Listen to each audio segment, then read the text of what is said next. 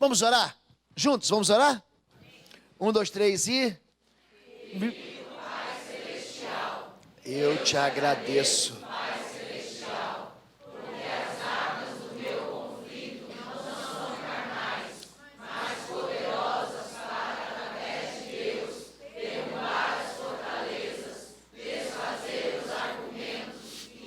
Altivez que se levanta contra o conhecimento de Deus, trazendo cativo cada pensamento em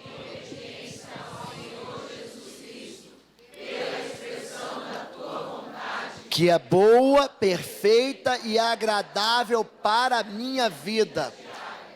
Por isso reivindico toda boa, perfeita e agradável vontade de Deus para a minha vida neste momento, em nome de Jesus. Sinto-me grato por teres me abençoado com toda a sorte de bênçãos espirituais nos lugares celestiais em Jesus Cristo.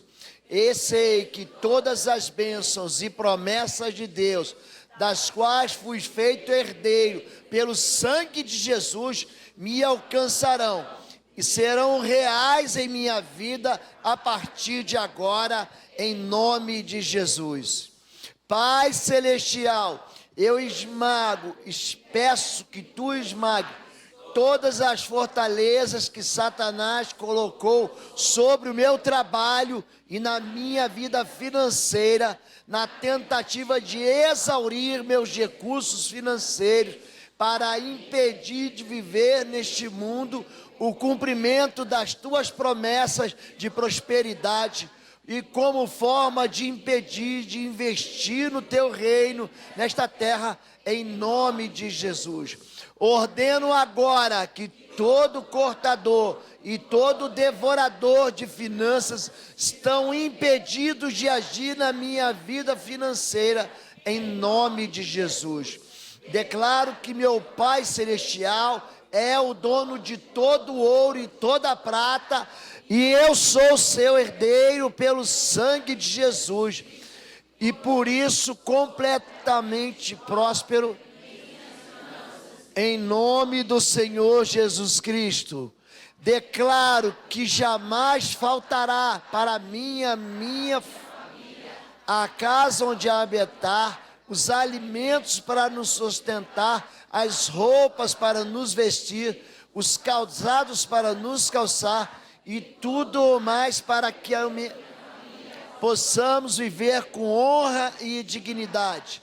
Declaro que a minha vida profissional está liberada de qualquer maldição ou travamento para receber, a partir de agora, todas as bênçãos profissionais que meu Pai Celestial tem para mim, em nome de Jesus.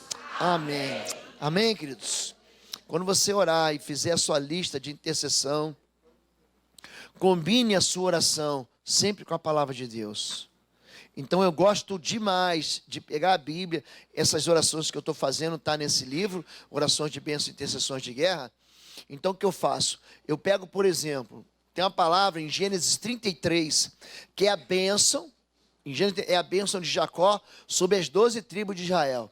Se você pesquisar com carinho, você vai ver que aquelas bênçãos, elas vão acontecer na vida daqueles filhos de Jacó. A bênção sobre Rúben, sobre Levi, sobre Simeão, sobre Gade e Naphtali, sobre José, dividido em Manassés e Efraim. Façam isso. Se você quiser mais, o que você vai? Vai lá no capítulo 49 de Gênesis, aí é a bênção de Moisés sobre as 12 tribos.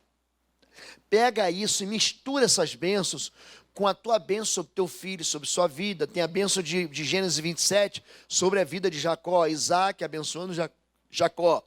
Tem a bênção do último capítulo, o penúltimo capítulo, capítulo 23 de 1 Samuel, 2 Samuel, Davi abençoa Salomão. Gente, o que Salomão colhe daquela bênção de Davi é impressionante. Então pegue esses textos e construa você mesmo, intercessor, a bênção que você vai dar para a sua vida, para a sua família, para os seus filhos, para o seu futuro. Tá bom? Não ignore, isso aqui é só um modelo de oração. tá bom? Mas isso é algo que Deus vai construir na sua própria vida de intercessor em favor da sua vida e da sua família. Tá bem, gente? Vamos lá, vou falar um pouquinho agora. Esse é o capítulo 5, o discernimento espiritual do intercessor, como os demônios entram. Essa é uma parte que a gente tem que tomar muito cuidado, porque o discernimento normalmente é tido como um dom do Espírito, né? 1 Coríntios capítulo 12, a uns é dado pelo Espírito o dom de discernir espíritos. A Bíblia não fala sobre discernimento espiritual, mas um dom de discernir o tipo de espírito. Não é fácil fazer uma doutrina disso, e tem muita gente que vem para a igreja com o que a gente chama de dom contaminado. A pessoa vem da Umbanda, da Quimbanda, do Candomblé, da magia, da feitiçaria, e ela tem algo chamado visão aberta. Ai, pastor, eu tenho visão aberta. Eu sempre digo o seguinte: tome cuidado com gente que vê o invisível e que não consegue ver o visível. O dom profético não é um dom de adivinhação. É um dom para chamar o povo de volta para Deus. É para denunciar pecados e chamar ao arrependimento. E o espírito imundo, ele é professor nessa arte de adivinhação. Deus me disse, Deus me falou, o Espírito Santo, eu tenho certeza que Deus me falou, e Deus não falou absolutamente nada. Existe um espírito comum, inclusive em manifestação demoníaca, chamado de Jezabel. Manifesta tanto em homem quanto em mulher. Normalmente são pessoas que ficam por trás do púlpito, manipulando pastores e manipulando lideranças.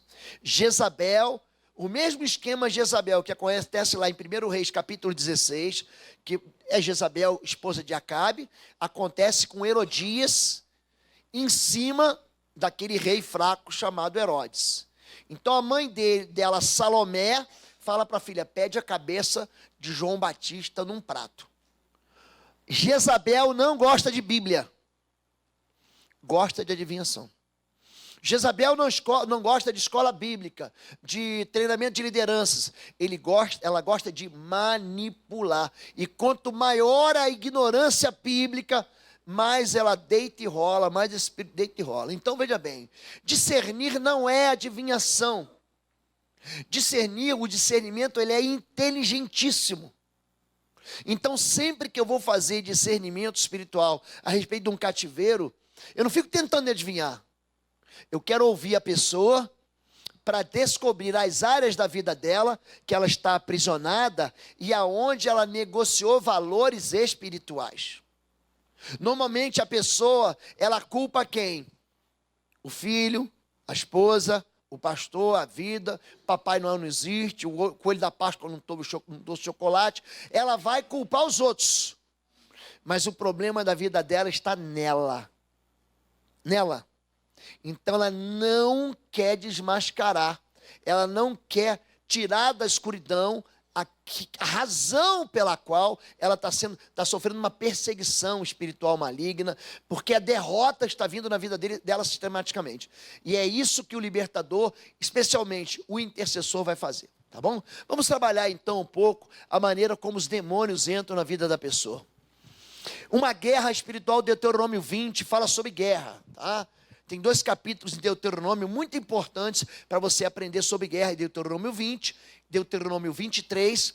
Se você quiser continuar, leia também todo o livro de Josué, um livro de batalha espiritual, e o capítulo 1 ao capítulo 14 do livro do Êxodo, que fala sobre libertação. É Moisés com o poder do Senhor, não com o seu próprio poder, com o poder do Senhor, libertando toda uma nação do cativeiro de Faraó. Diz assim: quando vocês forem à guerra contra os seus inimigos e virem cavalos e carros e um exército maior do que o seu, não tenham medo, pois o Senhor, o seu Deus, que os tirou do Egito, está lá com vocês. Quando chegar a hora da batalha, o sacerdote virá à frente e dirá ao exército: ouça, Israel, hoje vocês vão lutar contra os seus inimigos. Não desanimem, nem tenham, ele repete, medo. Não fiquem apavorados, ele está repetindo. Nem aterrorizados por causa dele, pois o Senhor, o seu Deus, os acompanhará e lutará por vocês contra os seus inimigos para lhes dar a vitória.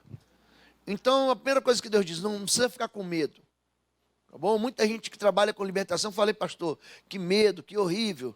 Não tenha medo. Tudo que o inimigo fala contra você é mentira. Vou te matar, vou matar teu filho, eu vou te pegar, eu vou retalhar, eu vou te ver no buraco, eu vou te destruir. Tudo mentira. Ele pode tocar na gente? Só se a gente estiver em pecado. Batalhas espirituais. Então o Senhor Deus declarou à serpente: porém inimizade entre você e a mulher, entre a sua descendência e o descendente dela. Este lhe ferirá a cabeça e você lhe ferirá o calcanhar. Aqui, quando fere o calcanhar, essa palavra é profética, né? Quando os cravos entram nos pés de Jesus na cruz, isso aqui se come. Você vai ser ferido, o filho da mulher vai ser ferido, mas ele vai esmagar a tua cabeça. Eu lhes concederei vitória, não pelo arco, pela espada ou por combate, nem por cavalos e cavaleiros, mas pelo Senhor, o seu Deus. É um assunto que é puramente espiritual. Não adianta você querer bater numa pessoa endemoniada, você vai estar só batendo na carne dela. Então é muito simples, a nossa luta não é contra a carne e sangue, mas é aquele espírito imundo que está dominando aquela pessoa naquele momento. O problema todo qual é? É quando a pessoa, ela tem uma vida que é aliada aos princípios demoníacos. Ela acha que aquele pecado não é pecado. Aí é complicado. É quando a pessoa acha que o pecado não é pecado e ela começa a desvalorizar a verdade bíblica e achar que aquilo que está escrito, não, isso aí não tem nada a ver, pastor. Isso aí, essa questão, isso que a Bíblia diz não é verdade. Isso aí que a Bíblia diz não é verdade para a minha vida. Vou dar um exemplo para você. Todo princípio de vitória vai depender de uma obediência. Todos eles. A promessa de vitória de Deus para a minha vida ou para a sua vida vai passar pelo crivo da obediência. E Deus sempre vai provar a gente. Então, por exemplo, em Deuteronômio capítulo 28, ele dá para mim e para você um princípio de prosperidade. Ele fala o seguinte: se você atentamente ouvires a minha voz para obedecer, essas bênçãos te perseguirão e te alcançarão. E ele começa a falar de coisas que vão acontecer. Bendito serás ao entrares, bendito será ao saíres, bendito o fruto do teu ventre, o fruto da tua terra, o fruto da tua colheita. Ele vai dizer que você vai ter uma colheita abundante, farta, multiplicação sobre a sua vida, multiplicação de coisas boas. Sabe a vida de uma pessoa que dá tudo certo? Aquilo ali acontece por causa da obediência. Mas se você desobedecer, ele vai falar o seguinte, a partir do verso 15: essas maldições te perseguirão e te alcançarão.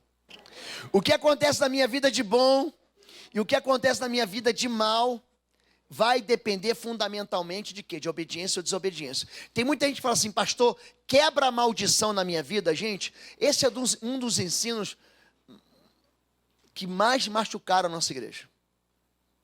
Maldição não é quebrada. Não existe quebra de maldição na Bíblia, você pode buscar à vontade. O que existe é uma substituição. Sai a maldição e entra a bênção. Sai a bênção e entra a maldição.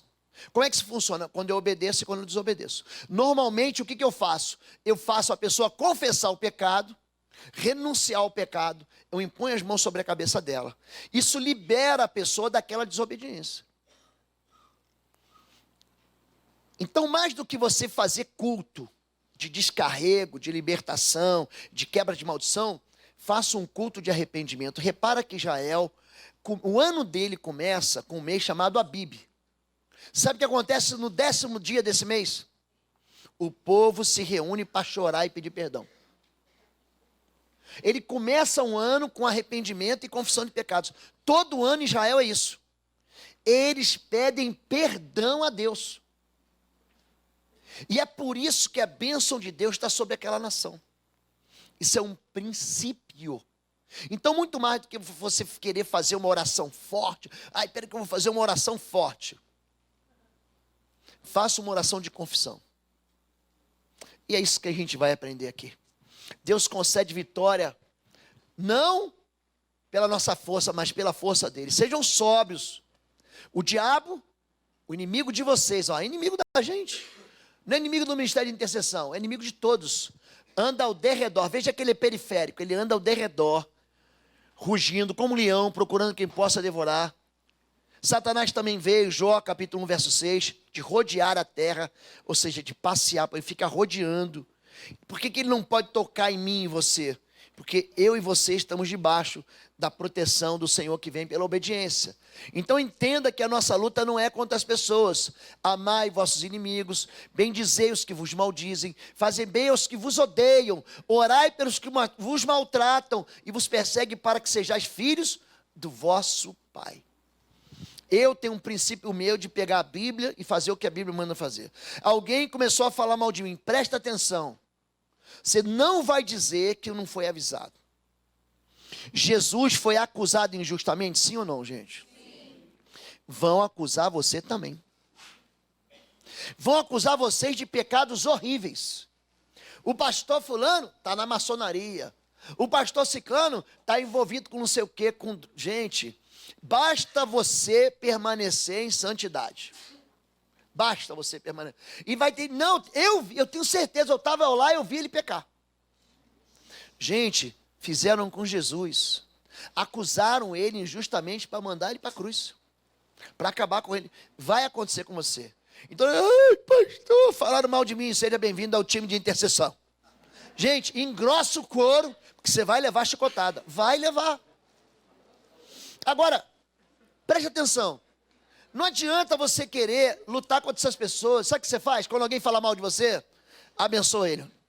Fala bem dele. Fale bem daquele que fala mal de você. Pastor, me chamou disso, me chamou daquilo outro. Eu abençoo ele em nome de Jesus. Cita o nome dessa pessoa em voz audível. Quando você for perdoar, diga eu perdoo o fulano, o ciclano e o meu. Diga o nome dele. Fale bem do que te fala mal. E aí você vai ser filho de Deus. Não tente retaliar. Olha, houve uma época na minha vida que eu trabalhei com libertação no início, que eu queria me defender, sabia? Não, ele prega heresia. Foi por isso que eu criei o canal do YouTube, para botar mensagem para dizer, eu prego só a Bíblia. Foi para isso que eu coloquei. Mas eu queria me defender. E defender o ministério. Chegou um dia que eu falei assim, ó, não me defendo mais. Porque enquanto eu me defendia. E Deus estava lá. Então te vira aí, lobo. Quer se ver? Agora, quando Deus é o teu vingador. Gente, Romanos 12, 14 fala sobre isso. Faça bem ao que te faz mal. Não vos vingais, porque a vingança é do Senhor. Deixa Deus ser o teu vingador. Você não precisa se defender. Não precisa. Deus vai te defender. Tá bom, gente? Portanto, se teu inimigo tiver fome, dá de comer. Tiver sede, dá de beber. Porque fazendo isso, amontoarás brasas de fogo sobre a sua cabeça. Não faça mal para as pessoas. Não bote para fora da sua vida. Não expulse. Ore por ele, faça bem a ele.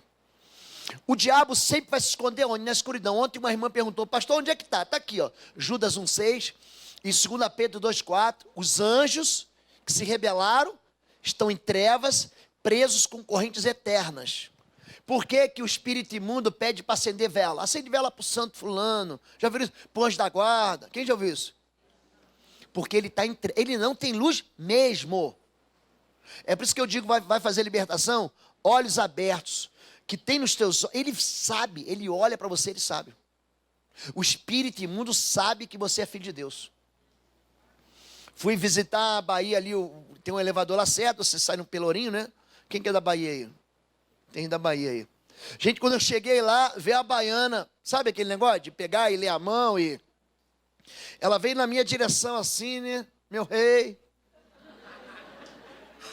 Eu já falei para ela assim, ó, sou da igreja. Se botar a mão na minha cabeça, sabe o que vai acontecer com você. Porque tem uma turma que diz, olha, não deixa botar a mão na tua cabeça. Gente, são umas tolices evangélicas.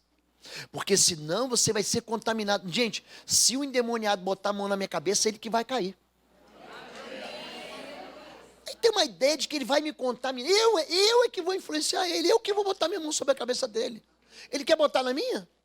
Gente, estou te falando, ele cai endemoniado. Quando ela veio, eu falei, só da igreja, se encostar a mão na minha cabeça, gente, ela fez, leão da montanha, saída pela direita. Quando nós falamos de mundo espiritual, o espírito imundo sempre estará operando nas trevas. Há um esconderijo. Qual é o problema todo? O problema é quando a pessoa não sabe qual é o passado dela, ou quando ela tem uma crise de esquecimento. Tem um espírito imundo que manifesta, e o nome dele é esquecimento. Eu sempre ensino que os espíritos têm nomes e funções. Qual é teu nome? Esquecimento. Em nome de Jesus, sai! Na experiência que eu tive, a cabeça da pessoa ficou gelada, como se fosse uma pedra de gelo. Foi uma experiência. Ai, pastor, não ficou gelada, não é o espírito de esquecimento. Não. Ele manifestou. Qual é teu nome? Esquecimento. Gente, quando aquele espírito imundo saiu daquele homem, ele lembrou de tudo. De tudo. Ele não se lembrava. Então, eles tinham períodos de memória apagado. Repara que quando você faz processo de libertação, quem trabalha com isso sabe o que eu estou falando.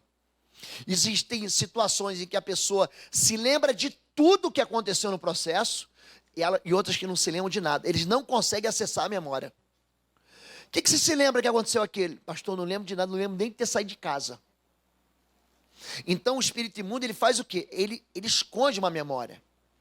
Então quando a pessoa é órfã, não tem passado, ou quando o mecanismo de defesa de um trauma faz ela esquecer o que aconteceu. Há um bloqueio mesmo, isso é científico, gente. Há um bloqueio na memória, a pessoa sofre um trauma tão grande que ela não consegue liberar, não consegue se libertar. Ela não sabe onde é que está o trauma. Aí é que entra o libertador. É por isso que nos casos de orfandade, eu adotei o meu filho, eu não sei quem é a mãe, eu não sei quem é o pai, eu sou órfão, eu faço a pessoa confessar. A grande renúncia do final do livro, eu faço ela fazer a grande renúncia inteira. Eu não sei se a mãe dela consagrou ela. Eu não sei se houve uma aliança de geração em geração espiritual sendo realizada num terreiro, num ocultismo, num satanismo. Eu não sei o que aconteceu. Então o que eu faço? Eu vou desligando mesmo sem saber. Tem pessoas que passam por sofrimentos e esses sofrimentos ficam escondidos dela mesma. Ela mesma não lembra, ela esquece. São períodos em que a pessoa tem um ciclo de esquecimento. Então o espírito imundo, ele não quer ser revelado. Você já chegou num ambiente que você, quando acendeu a luz, tinha uma barata? Quando você acende a luz, a primeira coisa que a barata faz, o que é? Fugir para as trevas, entrar debaixo de um móvel, não é isso? O diabo é assim também. Ele não gosta de luz, ele não gosta de aparecer. Você está pensando que ele gosta de manifestar? Não gosta, não. Ele só manifesta, é o último grito dele, é a última ação dele para não sair da vida da pessoa. Ele quer ficar ali dissimuladamente, ele chama a pessoa de cavalo, de aparelho, é o meu cavalo, ele quer ficar ali, governando aquela vida.